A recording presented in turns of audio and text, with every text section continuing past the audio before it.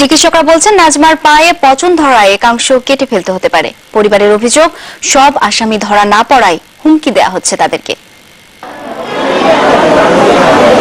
কখনো শরীরে গরম পানি ঢেলে দেয়া, কখনো বেধড়ক পেটানো, বর্বর সব নির্যাতনে সইতে হয়েছে মৌলভীবাজারের বড়লেখা উপজেলার গৃহকর্মী নাজমা বেগমকে। অভিযোগ, কুপ্রস্তাবে রাজি না হওয়ায় দিনরাত সইতে হতো এমন লাঞ্ছনা। বেলান্দি মারতা, সামস্তি বড় বড় বিদেশি চামচ আছে না, সামস্তি মারতা। আমার বোন বলি নিয়ে আমার রাখছিল, 2 বছর রাখছে। রাখা পরে রোজা রাখতাকে আমার খুব বেশি মারামারি হলো। ও আম্মা ছিল আর আম্মাই আমার দেখছে মারামারি। ঈদুল আজহার দিন বাড়ির একটি অন্ধকার কক্ষ থেকে মুমূর্ষ অবস্থায় নাজমাকে উদ্ধার করেছিল তার বাবা। হাসপাতালে চিকিৎসাধীন নাজমা এতদিনও স্বাভাবিক হতে পারেনি।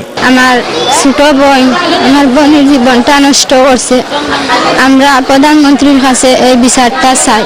ঘটনার পর বড়লেখা থানায় 3 জনের নাম উল্লেখ ও অজ্ঞাত আর কয়েকজনকে আসামি করে মামলা হলে 1 জন গ্রেফতার হয়েছে। বাকি আসামিরা গ্রেফতার না হওয়ায় নাজমা আর স্বজনদের দিন কাটছে আতঙ্কে। আমার মায়ার ফুড়ি বুঝছেন, তারা এ ধরনের কাজ করছে নিয়ে আমি খাস করে আমার হৃদয়টা ফাটি যায়, আমার সহ্য করবার কোনো। আসামিদের গ্রেফতারে সব রকম চেষ্টা চলছে বলে দাবি পুলিশের। বড়লেখা এলাকায় রবি আক্তারকে গ্রেপ্তারের জন্য অভিযান চালায়। তখন তাকে পাওয়া যায় না, পলাতক পাওয়া যায়। অন্য আসামি আছে তাকে গ্রেপ্তারের জন্য ডিটেকশন দেওয়া হচ্ছে এবং গ্রেপ্তার অভিযান অব্যাহত আছে। নাজমার পচন ধরা পায়ের অংশ কেটে ফেলতে হতে পারে বলে জানিয়েছেন চিকিৎসকরা। প্রত্যুষ তালুকদার, যমুনা নিউজ, সিলেট।